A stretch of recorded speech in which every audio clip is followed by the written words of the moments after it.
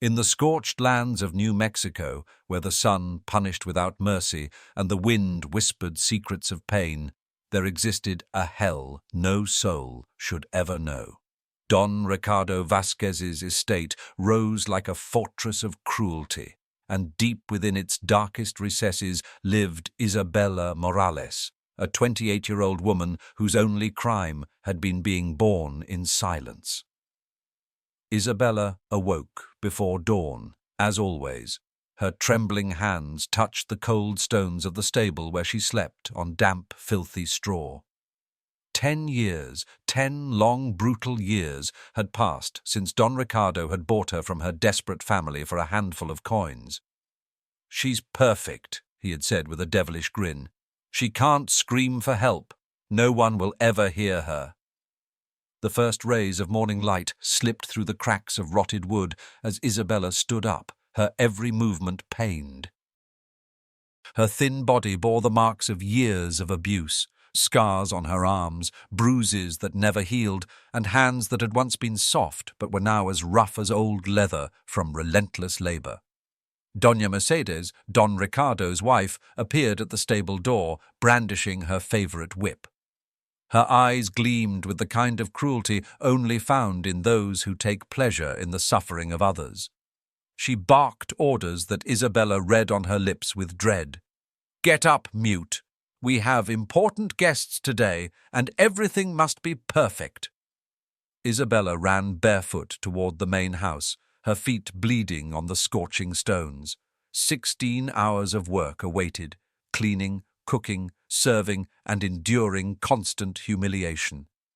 The guests laughed heartily when Don Ricardo shared his brilliant idea. "Come, meet the perfect servant," he boasted. "She can't complain, can't share our secrets, and best of all, she can't scream."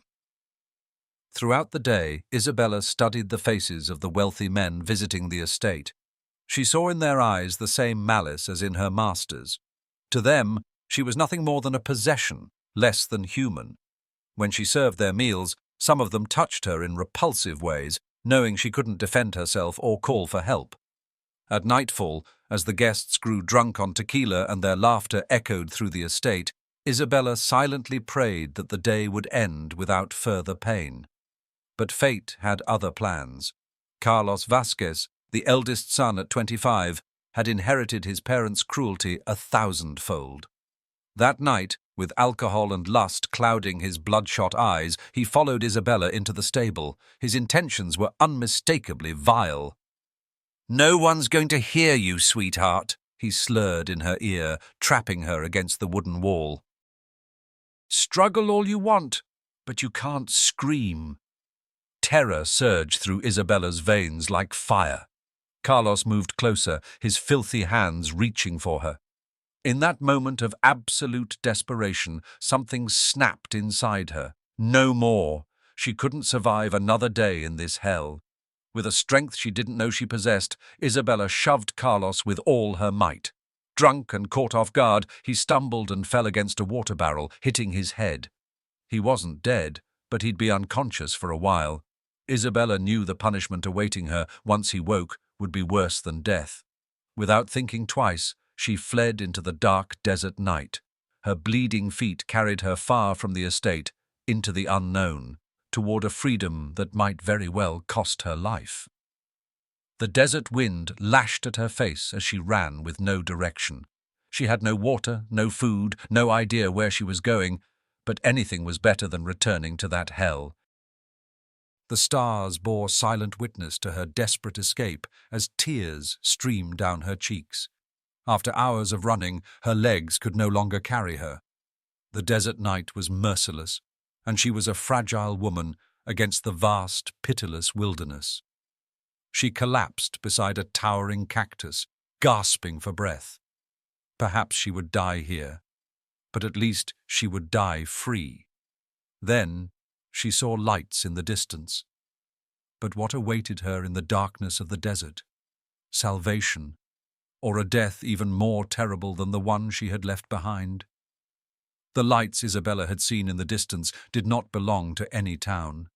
They were the flickering flames of an Apache campfire, dancing against the desert darkness like ancestral spirits.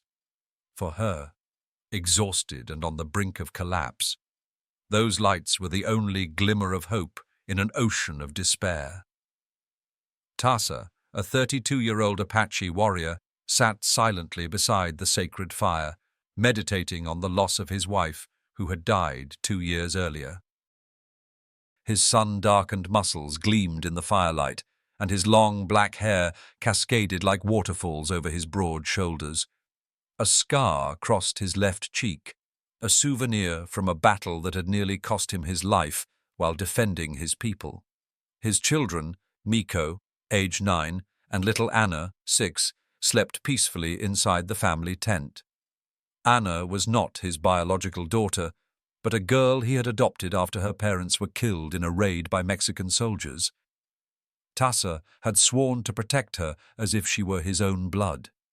Then the desert wind carried him a strange sound, ragged footsteps, desperate, uneven. Tasa stood instantly, his hand instinctively reaching for the knife at his waist. His senses, honed by years of survival, told him someone was coming, someone in grave danger. Isabella stumbled one final time before collapsing just 100 yards from the Apache camp. Her body had given out. Her strength had completely abandoned her. Darkness began to swallow her consciousness. Her final thought, "At least I will die free." Tasa found her minutes later, lying unconscious on the cold sand. At first, he suspected it might be a trap, but as he approached and saw the state she was in, something ancient stirred in his warrior heart, a sacred rage he hadn't felt since his wife's death. Isabella's body was covered in wounds, bruises and scars that told the story of systematic torment. Her clothes were torn, her feet were bleeding. Her breath was so shallow that Tasa had to press his ear to her chest to confirm she was still alive. But it was her hands that struck him most, the hands of someone who had worked to the point of collapse for years, hardened, calloused, shaped by agony and labor. Without hesitation, Tasa lifted Isabella in his arms and carried her to his tent. His strength was such that her weight seemed not to burden him at all. He laid her gently on the buffalo skins that served as bedding and began tending to her wounds with the delicate touch of a healer. "What have they done to this woman?" Tasa murmured in his native tongue as he washed her injuries with fresh water and medicinal herbs. Every mark on her body was a testament to an inhuman cruelty that ignited the fire of vengeance deep in his chest. Isabella stirred at the sensation of cool water against her skin. Her eyes opened slowly, filled with terror and confusion. The first thing she saw was Tasa's face, leaning over her, and instinctively she recoiled in fear. Another man, another threat. But something in his eyes was different. There was no cruelty, no lust, only compassion.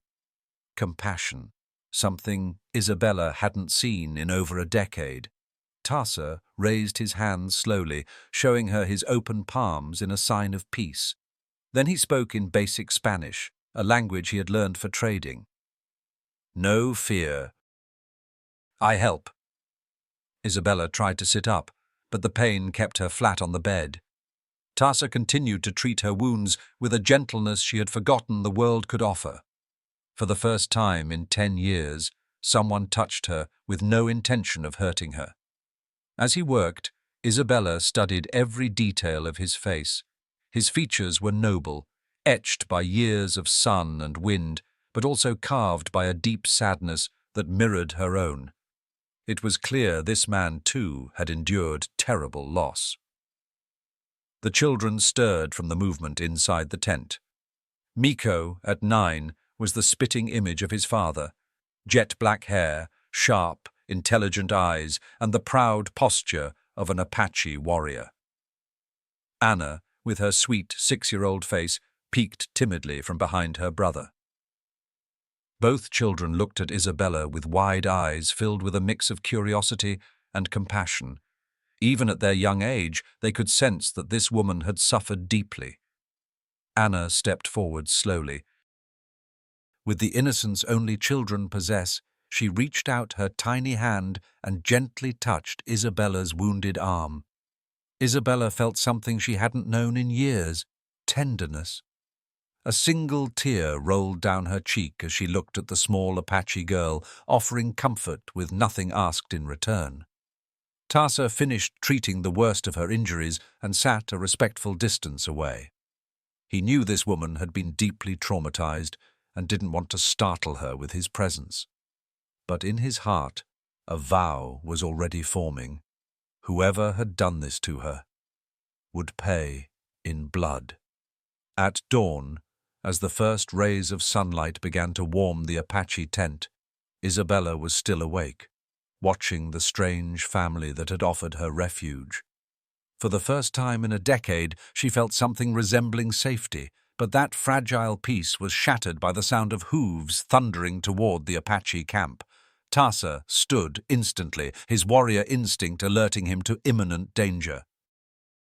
Through the openings in the tent, Isabella could see 5 armed men approaching on horseback. Her heart stopped the moment she recognized the one leading them, Joaquin Ruiz, the most sadistic foreman under Don Ricardo Vasquez, a man infamous for his cruelty and deadly aim. Joaquin called out from his horse, "Apache, we know you have the woman who escaped last night. Don Ricardo Vasquez is offering 100 silver pesos for her return, dead or alive." How would Tarsa respond to such a threat? Would he hand Isabella over to avoid conflict with the Mexicans? Or would he become her protector, standing against mortal danger? Tarsa stepped out of the tent with the regal bearing of an Apache king. His imposing figure, scarred from war, bronzed from the sun, had an immediate effect on the 5 gunmen. Even Joaquin Ruiz, despite his reputation as a ruthless killer, felt a chill run down his spine when Tarsa's piercing gaze met his. "This woman is under my protection," Tarsa declared in firm, commanding Spanish. His words echoed through the camp like a sacred decree. "Anyone who comes for her will die." Joaquin tried to maintain his arrogance, but Tarsa's overwhelming presence was clearly rattling him. "Listen, Apache," he sneered. "That woman is the property of Don Ricardo Vasquez. She's been his slave for 10 years. She must return to receive her punishment." At the word slave, Tarsa's eyes ignited with a fury so intense even the horses grew uneasy. In Apache culture, slavery was an abomination. Those who practiced it were considered lower than animals. Inside the tent, Isabella trembled with fear. She knew exactly what awaited her if she was taken back. Don Ricardo wouldn't be satisfied with just beating her. He would torture her slowly over days as a warning to any other slave who dared to escape. Miko and Anna, awakened by the shouting, crept closer to Isabella. The 9-year-old boy, despite his youth, already carried the courage of his father. He stood protectively in front of Isabella and whispered in Spanish, "My father is the strongest warrior. He won't let them take you." Little Anna, only 6, sat beside Isabella and took her trembling hand. Her innocent touch radiated a warmth Isabella hadn't felt since childhood. For the first time, someone was touching her with pure love, without expecting anything in return. Tarsa took a threatening step toward the gunman. "Leave now, and you will live to see another sunrise. Try to take this woman, and your corpses will feed the vultures of the desert." Joaquin, now sweating nervously, made one last attempt at intimidation. "Don Ricardo has ties to the Mexican army. If you don't hand over that mute, we'll return with 100 soldiers to burn this miserable camp to the ground." "Let him bring 1,000, Tarsa replied, his voice cold enough to freeze blood. "We Apache have been killing Mexican soldiers since before you were born. Your threats are like desert wind, loud, but without force." The 5 gunmen exchanged uneasy glances. They had heard the legends about Tasa, the Apache warrior who had once massacred 20 Mexican soldiers alone to avenge his wife's death. They were not prepared to face such a man, not for a mute runaway slave. Realizing the situation was spiraling out of control, Joaquin reluctantly turned his horse. "This isn't over, Apache. Don Ricardo Vasquez never forgets. We'll be back, with reinforcements." "I'll be waiting," Tasa said, his calm more terrifying than any scream. The 5 men spurred their horses and rode away, kicking up a cloud of dust behind them. But Tasa knew. They would return. And next time, they wouldn't come just to talk. That night, while Isabella slept for the first time in years without fear of being attacked, Tasa kept watch outside the tent. He knew Joaquin would return, probably before dawn, and next time he wouldn't come alone or with words. The Apache warrior sharpened his war knife and checked each of his arrows one by one. He had made a sacred vow to protect Isabella, and an Apache never breaks his word. If blood had to be spilled to keep her safe, he would do it without hesitation. Near midnight, the desert wind carried a sound Tasa knew all too well, the faint gallop of horses trying to approach undetected. Tasa smiled, a wolf's smile. The hunters had become the prey. In the distance, the silhouettes of at least 12 riders crept toward the Apache camp. Joaquin had returned, and this time he'd brought enough reinforcements to challenge any lone warrior. What they didn't know was that they were about to awaken the wrath of an Apache with nothing to lose and everything to protect. The desert night turned deadly as Joaquin Ruiz's 12 gunmen closed in.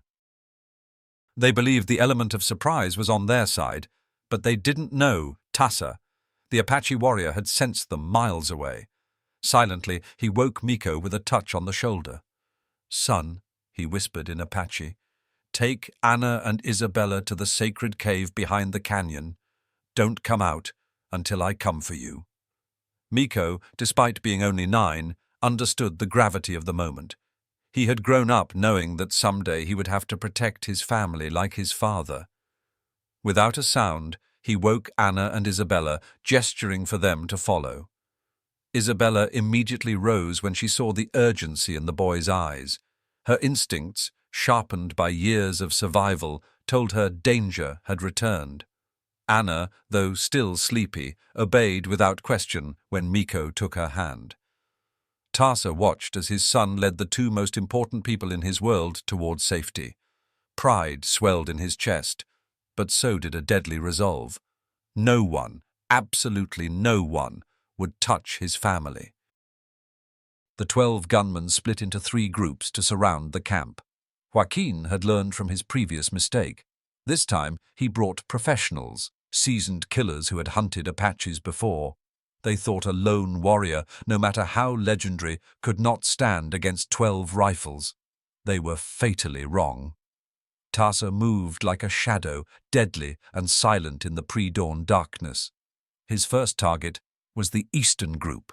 Like a stalking puma, he crept within mere feet of the first gunman. The man never knew what hit him. Tasa's knife slipped between his ribs with surgical precision, piercing his heart instantly. He died soundlessly, eyes wide with surprise, before fading forever. The second gunman noticed his companion was gone. "Jose?" he whispered nervously.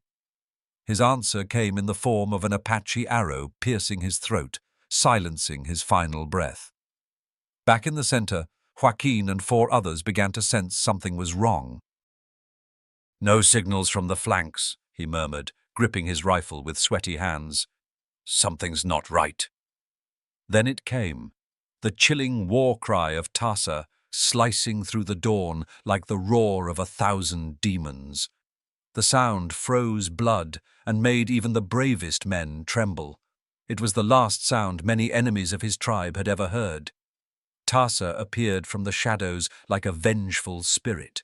His first target tried to fire, but Tassa dodged the bullet and drove his tomahawk straight into the man's skull, killing him instantly. Gunfire erupted throughout the camp, but Tassa moved too fast. He used rocks, cacti, and the uneven terrain for cover, appearing and vanishing like a lethal ghost. Joaquin fired desperately in the direction he thought Tassa was, but his bullets only hit empty air. Seconds later, a sharp pain tore through his shoulder. A well-placed Apache arrow had pierced him side to side. He screamed in agony, but knew Tassa had spared him. An Apache who wanted to kill never missed. From the cave, Isabella could hear the sounds of battle. Her heart pounded, not from fear of death, but from terror that something might happen to Tassa. This man had risked everything for her, a stranger who couldn't even thank him with words. Miko held Anna close as she wept silently for her adoptive father. "Papa is the strongest warrior in the world," he whispered. "He's going to win." But even he was afraid. He had heard the gunshots, so many gunshots. Back at the camp, the slaughter continued. Tassa had cut the 12 gunmen down to 5 survivors, including a wounded Joaquin. His fury was otherworldly. Every move he made was deadly, every strike flawless. Then something unexpected happened. In the middle of the battle, Miko came running toward the camp. The boy had disobeyed his father's orders. He had seen something terrible. A gunman had flanked the cave and was heading straight for Anna and Isabella. "Papa!" Miko shouted, pointing toward the cave. That second of distraction was all one surviving gunman needed. His rifle roared. The bullet struck Miko in his right side. The boy collapsed, bleeding heavily. Tassa saw his son fall, and something inside him shattered. The scream he let out, of anguish and fury, shook even the stones of the desert. The beast within him was fully unleashed. What followed was a massacre that would be etched into Apache legend forever. Tassa slaughtered the 4 remaining gunmen in less than a minute, with a brutality that transcended anything human. His hands became instruments of pure death. Joaquin, the only survivor, was dragging himself across the ground, shoulder-pierced, begging for his life. "Please, I was only following orders. Don Ricardo made me—" Tassa stood over him, panting like a wounded wolf. His eyes glowed with a vengeance that chilled the soul. "Go tell your master," he growled in Spanish. "If he wants the woman, he'd better come himself and dig his grave first." Joaquin crawled away, barely able to mount the last living horse, and fled into the desert, leaving behind the corpses of 11 dead comrades. Tassa ran to where Miko lay bleeding. His son was conscious, but fading fast. "Papa," the boy whispered, "you protected Isabella and Anna." "Yes, my son," Tassa replied, tears streaming down his scarred face. "I protected them." Isabella had emerged from the cave when the gunfire ceased. The moment she saw Miko injured, her maternal instincts surged. She dropped to her knees beside the boy and began assessing his wound with the hands of someone who had learned to heal in secret for years. Anna cried inconsolably at her brother's side, but Isabella calmed her with gentle gestures before focusing on saving Miko's life. Tassa watched in awe as Isabella worked feverishly, using techniques she had picked up during her captivity. Her hands trembled, but her will was unshakable. The bullet had passed through Miko's side without hitting vital organs, but the blood loss was severe. Tassa watched her every movement, fascinated by her knowledge. How does a slave know so much about medicine? The answer was more painful than he imagined. For 10 years, Isabella had treated the wounds inflicted on other slaves by the Vasquez family, learning through necessity and compassion. "I need herbs," she murmured, pointing toward the desert. Though deaf, she had developed an extraordinary ability to read lips and communicate through gestures. Tassa understood immediately and sprinted off to find the healing plants among the rocks. Anna, trembling, watched Isabella work. She had never seen a woman treat wounds like that. In her short life, she had only known the basic care her father could provide. Isabella chewed the herbs into a green paste and applied it directly to Miko's wound. The boy whimpered in pain, but the bleeding slowed. With torn strips of her own clothing, Isabella bandaged the wound with expert pressure. "How did you know what to do?" Tassa asked in Spanish, even though he knew she couldn't hear him. Isabella read his lips, her eyes filled with tears. With slow, pained gestures, she told her story. She pointed to the scars on her arms, mimed the act of healing, and gestured toward the horizon where the Vasquez estate lay, mimicking the motion of striking invisible people. Tassa understood. She had learned medicine by healing tortured slaves. Miko opened his eyes and looked at Isabella. "Thank you," he whispered faintly. She couldn't hear his words, but saw the gratitude in his eyes. She smiled with a tenderness that made Tassa's heart race. Anna moved closer and, without warning, hugged Isabella tightly. "You're our mother now," the little girl declared, with the brutal honesty only children possess. And Isabella felt something break open in her chest. After 10 years, she had finally received a hug born of pure love. Over the next 3 days, Isabella cared for Miko with the devotion of a true mother. She brewed healing infusions, changed his bandages, and stayed awake through the night, watching over him to prevent fever. Tassa observed her every action, and with each passing day, his admiration for her grew.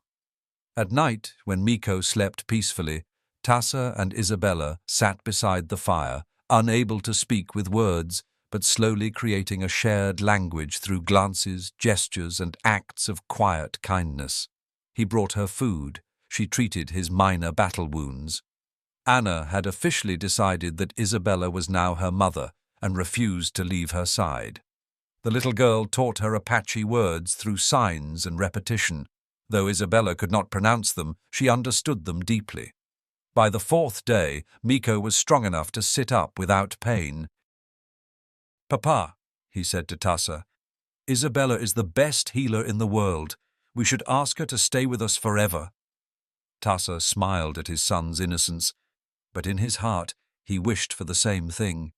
It wasn't just gratitude for saving Miko's life. Something deeper had begun to bloom, something he hadn't felt since the death of his wife. That afternoon, while Isabella was gathering medicinal herbs near the camp, Anna played quietly at her feet.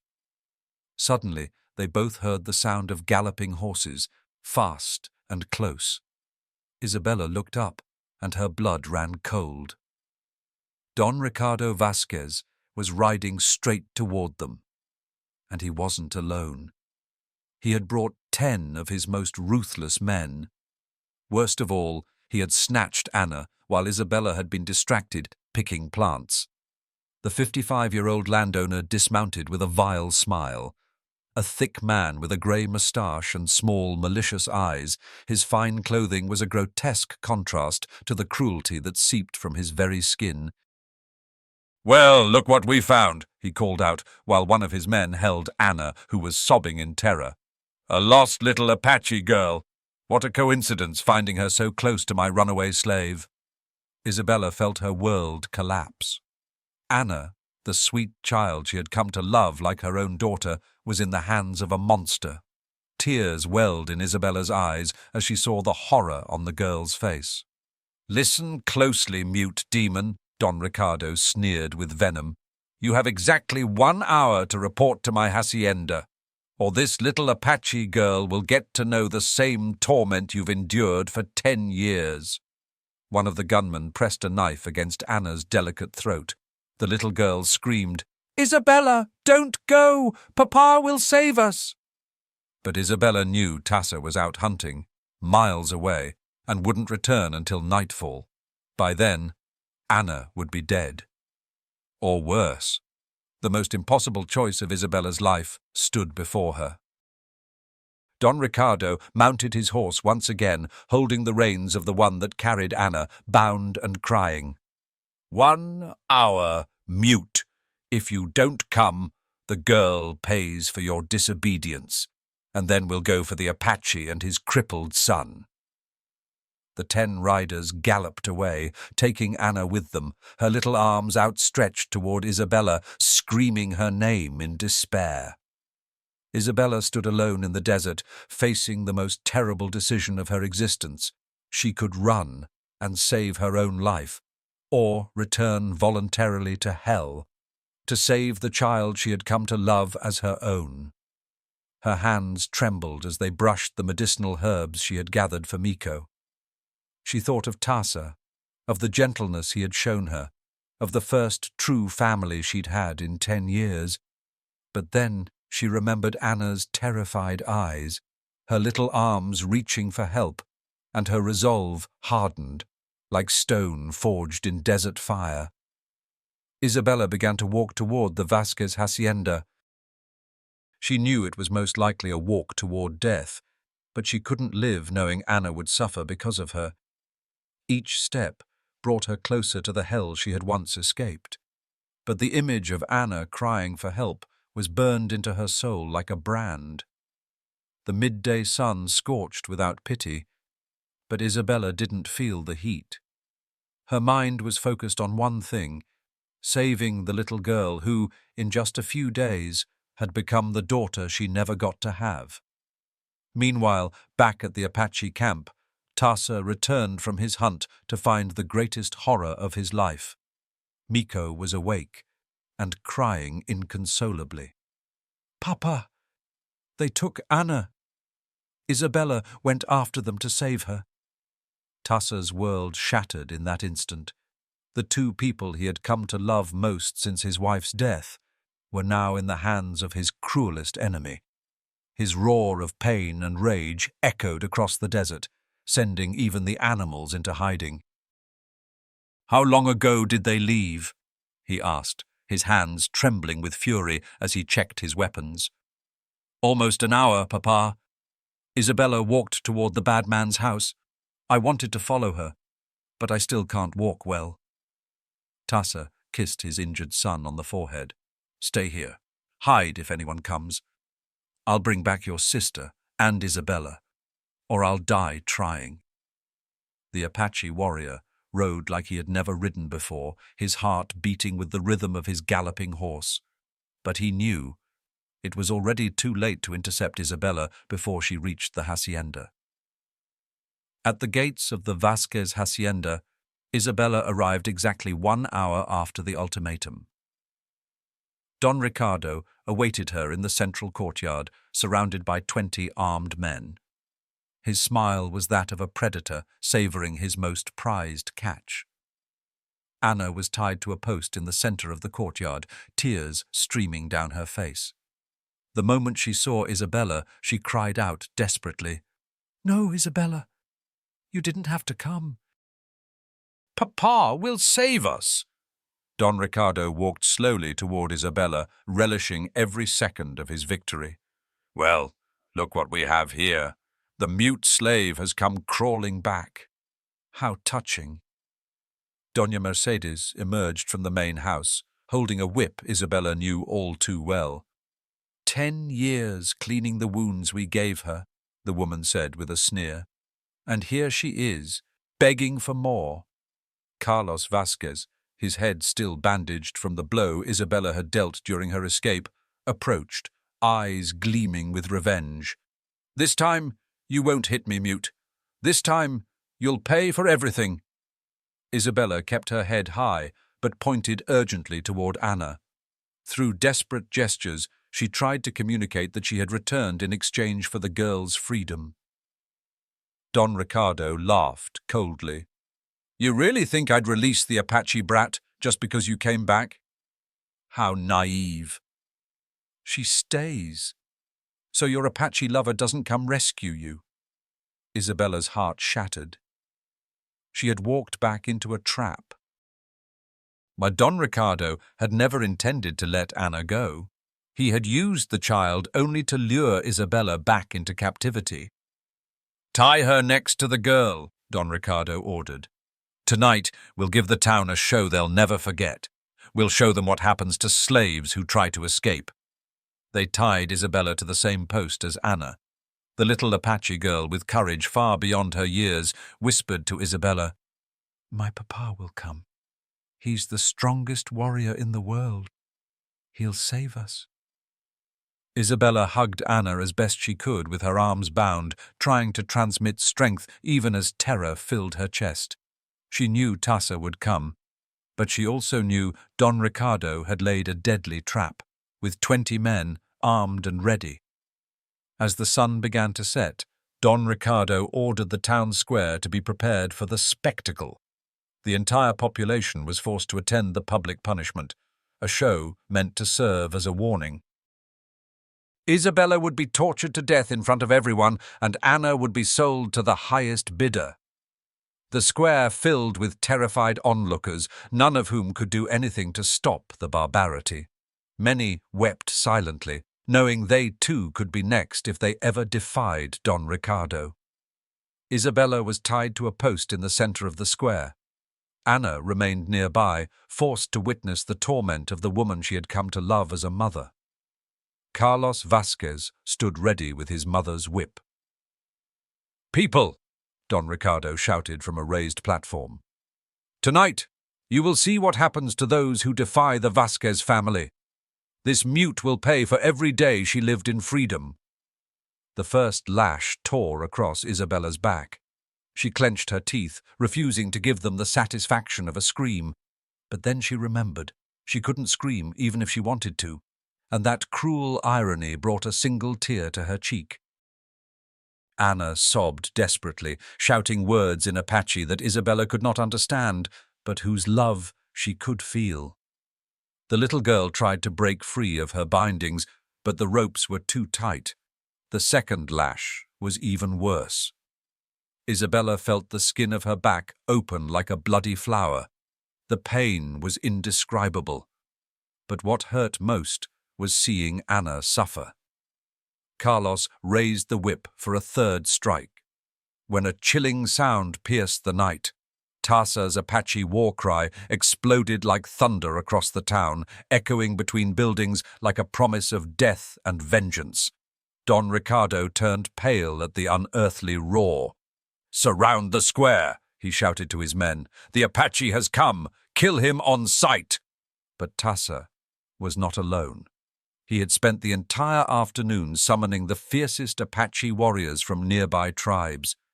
20 warriors, thirsting for vengeance, had answered his call, united by the sacred code to protect the innocent. War cries multiplied across the square, coming from every direction. The Apache had surrounded the town like wolves circling prey. Isabella lifted her head, and what she saw filled her with hope. Tassa emerged into the square atop his warhorse, his eyes burning with divine fury. She had never seen anything so terrifying and so beautiful. Night fell into chaos and bloodshed as Tassa and his 20 Apache warriors descended upon the town like a storm of death. The air filled with cries of war and gunfire. Shadows moved among the buildings like spirits of vengeance. Tassa had spent the day studying the terrain and identifying every enemy position. His years of experience fighting the Mexican army had taught him one truth: brute force without strategy is suicide. The first death came in silence. An Apache slipped onto a rooftop and silently killed a sniper with his knife. The man's rifle clattered to the ground, a metallic sound that became the signal Tassa had been waiting for. With a roar that seemed to rise from the earth itself, Tassa spurred his horse and charged directly into the square, where Isabella and Anna were tied. Rifles fired from every direction, but Tassa moved as if he and his horse were one. Bullets hissed through the air, but his supernatural bond with his mount let him dodge with impossible grace. It was as if the spirits of his ancestors shielded him from death. Isabella watched him approach, equal parts awe and terror. Never had she seen a warrior move with such lethal elegance. Every maneuver was precise, every dodge was perfect. It was a dance of death, pure and primal. Anna sobbed with relief to see her adoptive father, but also feared for his life. The gunfire was deafening. Dust kicked up around them with every bullet that struck the plaza stones. She closed her eyes and prayed to the Apache spirits to protect her family. Tasa reached the post just as Carlos Vasquez approached with a knife, intending to use the women as human shields. The young heir of cruelty had decided that if he was going to die tonight, he would take both women with him. But Carlos had made the greatest mistake of his life, threatening Tasa's family directly. The Apache warrior leapt from his horse, landing directly on the Mexican boy. The impact felt like a lightning strike. What followed was a brutal fury no one would ever forget. Tasa didn't just kill Carlos, he erased him. His hands became divine instruments of vengeance. Every blow he landed carried the weight of 10 years of injustice Isabella had endured. As Tasa cut the ropes binding Isabella and Anna, the other Apache warriors systematically eliminated Don Ricardo's gunmen. The battle became a hunt, with Apache as predators and the oppressors as prey. Years of cruelty were now paid in blood. Isabella felt Tasa's hands cutting the last of her bindings. For the first time in hours, she could breathe freely. But when she turned to look at him, she saw something terrible. A dark stain spread across his shirt. One of the bullets had found its mark. Anna clung to her father's legs, crying in both relief and terror. Tasa lifted her with one arm, keeping his weapon ready with the other. But Isabella could see the pain in every movement. The wound was worse than he let on. Don Ricardo, realizing his perfect trap had turned into a massacre, made a desperate move. He pulled out a pistol and aimed it at Anna, knowing Tasa would do anything to protect his daughter. But Don Ricardo had forgotten. Isabella was part of this family now too. The woman who had been tortured and humiliated for a decade had finally found something worth fighting for. With a speed no one expected, Isabella threw herself between Ricardo and the child. The gunshot rang out like thunder through the square. The bullet struck her in the back, passing through her body completely. The pain was blinding, but what crushed her most was seeing the horror in Tasa and Anna's eyes. The woman who had lived in silence for 10 years collapsed onto the plaza floor, her blood mixing with the dust beneath the desert stars. Anna screamed with a grief that tore the sky. Tasa let out a roar beyond human, pure fury and heartbreak. Don Ricardo smiled in satisfaction, but his triumph lasted exactly 3 seconds. Tasa moved with inhuman speed. His war knife found the landowner's heart before he could fire again. Don Ricardo died with his eyes wide open, never understanding how he had fallen from hunter to prey so quickly. The battle was over, but at a terrible cost. Don Ricardo and all his men lay dead. Doña Mercedes had fled like a coward, abandoning her family in their darkest hour. And Isabella, the brave woman who had sacrificed her life for an Apache child, was dying in Tasa's arms. The Apache warrior lifted Isabella with infinite care, feeling her life slip away with every drop of blood that soaked into the desert ground. His eyes filled with tears, tears he hadn't shed since the death of his wife. Anna wept uncontrollably, gently stroking Isabella's pale face with her small hands. The other Apache warriors approached slowly, forming a sacred circle around their leader and his family. They had come to rescue 2 people, but what they found was something even greater. They had witnessed the birth of a love that transcended language, culture, even death. The ride back to the Apache camp became a desperate race against time. Tasa held Isabella against his chest as his horse galloped through the night, feeling the woman he loved grow colder by the minute. The bullet had pierced her torso. It hadn't hit any vital organs, but the blood loss was massive. Anna rode behind one of the warriors, sobbing, repeating over and over the prayers her grandmother had taught her. Ancient Apache chants meant to keep a dying spirit tied to the earth long enough for healing to take place. The warriors formed a protective circle around Tasa, but everyone knew this was no longer a battle of blades or arrows. This was a battle between life and death, and only the old gods could determine its outcome. When they reached the camp, Tasa dismounted and carried Isabella directly into his tent. Miko, despite his wound, sat up instantly when he saw the woman who had saved his life now clinging to her own. The boy understood the gravity of the situation at once.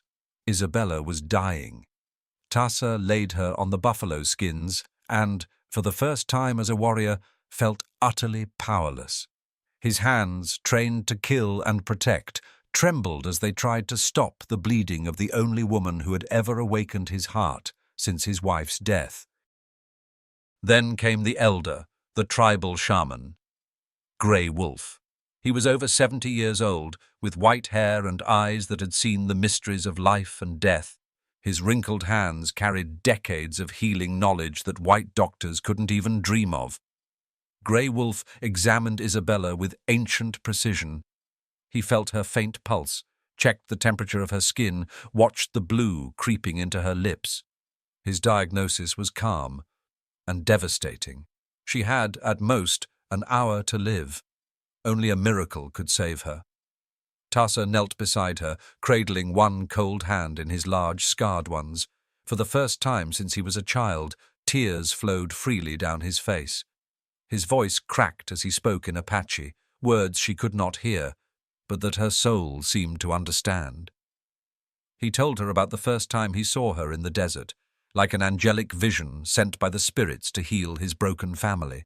He spoke of how his children had blossomed under her care, especially Anna, who had found in Isabella the mother she had lost too young.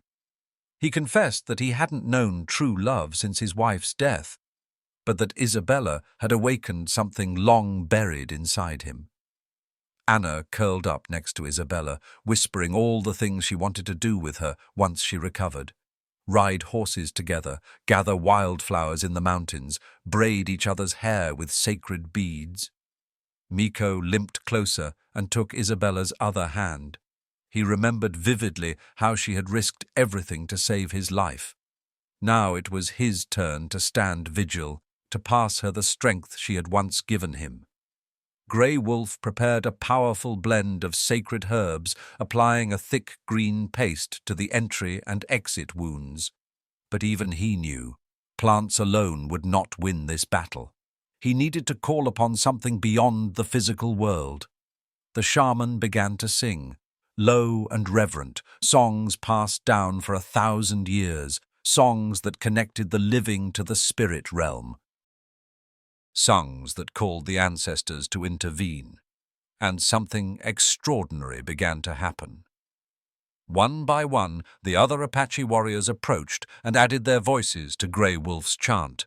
Soon, the entire camp vibrated with ancestral harmonies, resonating through the desert ground like the heartbeat of the earth itself. Isabella floated between life and death. She was conscious of the voices around her, but unable to respond. She could feel Tasa's warm hands holding hers, Anna's tiny body pressed against her side, Miko's presence near her face. For the first time in her life, she felt completely loved, completely safe. And in that liminal space, something defied all logic. Though she had been born deaf, she began to hear, not in the traditional sense, but as vibrations from within her soul. She heard Tasa's heartbeat synchronizing with hers, as if both hearts were trying to become one. Grey Wolf noticed a change in her breath. It had become less shallow. He intensified the chant. He had only seen this once before, when true love became a force stronger than death.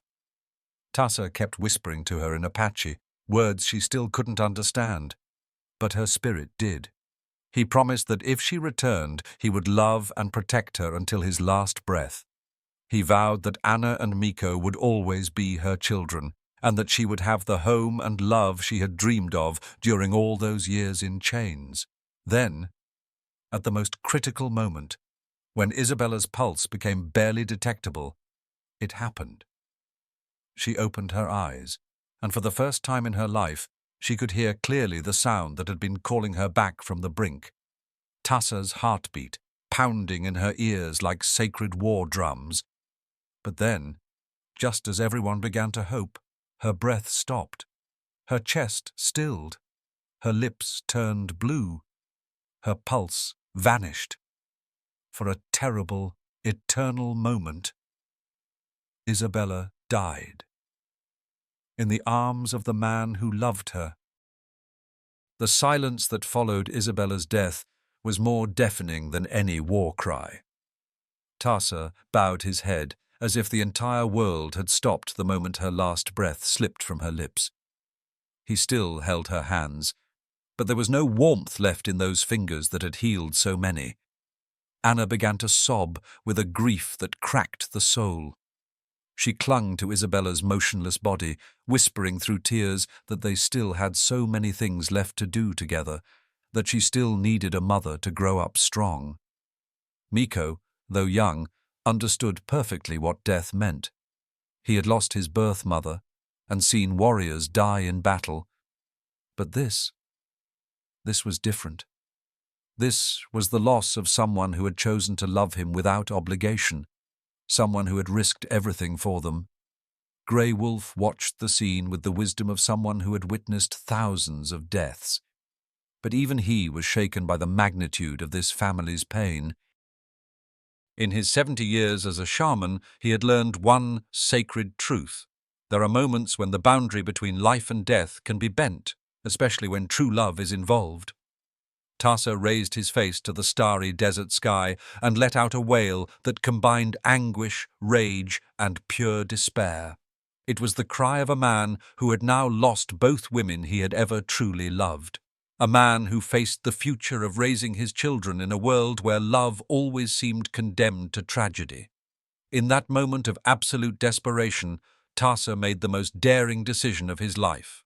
Ignoring tradition and defying nature itself, he lay beside Isabella and pressed his chest to hers, trying to transfer the warmth of his own heart to her still one. Grey Wolf watched with awe and recognition. He had heard ancient legends of rituals that could only be attempted in moments like this, when the love between two souls was so deep their spirits had already begun to merge. The old shaman began chanting melodies he hadn't uttered in decades, songs so old they dated back to the first Apache to walk these lands. They weren't songs of healing, they were invocations to the primordial forces that governed life and death. Tassa closed his eyes and breathed deeply, trying to match the rhythm of his heart with the stillness of hers. In his mind, he spoke directly to Isabella's spirit, begging her not to leave, promising that if she returned, he would give her the life she had been denied, every day, with every breath. The other Apache warriors gathered silently around the tent, joining their voices to the sacred chant. They instinctively knew they were witnessing something holy. Anna and Miko crept even closer, placing their small hands on Isabella's cold face and whispering all their love in tear-soaked words. They had lost too much already. They refused to lose her too. Tassa continued to breathe for both of them, to beat for both of them, to live for both of them. And then it happened. At first, it was just a whisper, so faint it could have been mistaken for desert wind. But Grey Wolf, with senses sharpened by decades of spirit work, heard it immediately. The softest sound of a breath. Isabella's chest moved, barely. Her heart, silent for minutes, gave a weak but undeniable beat, as if Tassa's own heart had reached across the veil and reminded hers what it meant to live. Tassa felt the change before he saw it. He sensed it through his chest, the vibration of her heart coming back to life. Her eyes opened. And then the most extraordinary thing happened. For the first time in her 28 years, Isabella could hear, not just the vibrations of love, but actual sounds. Tassa's heartbeat, the whispers of the children, the crackle of the fire, the murmur of the chants. Her deafness had not vanished entirely, but something fundamental had changed, as if love had opened new channels between her soul and the world. She tried to speak. Though her voice was barely a whisper, the word that escaped her lips was the first she had ever pronounced with full awareness of its sound. Tassa. Though imperfect, it was clear. The Apache warrior stared in disbelief and awe. The woman who had been born mute was finding her voice through love. Anna and Miko threw themselves over her, covering her face with kisses and tears. They had their mother back. She had returned from the realm of the dead, reborn with new gifts. Grey Wolf watched in reverence. In his 70 years he had seen many miracles, but never one like this. Even as the camp celebrated, the distant sound of war drums echoed from the horizon. Don Ricardo was dead, but his power lived on. Before the final battle, he had sent word to the Mexican army. Now, a regiment of over 200 soldiers approached to avenge the massacre in the town. At dawn, cannons roared across the valley, and for the first time, Isabella could hear them. Her heart raced, not from fear, but from fierce determination. She had just been given a second chance at life, and she would not let it end in blood. She gathered the children close, her ears tuning to the sounds she had never known. The metallic jingle of weapons, the clipped orders of officers, the rhythmic thunder of hooves. But more than sound, she had something even more powerful: insight. She had lived among the enemy for 10 years.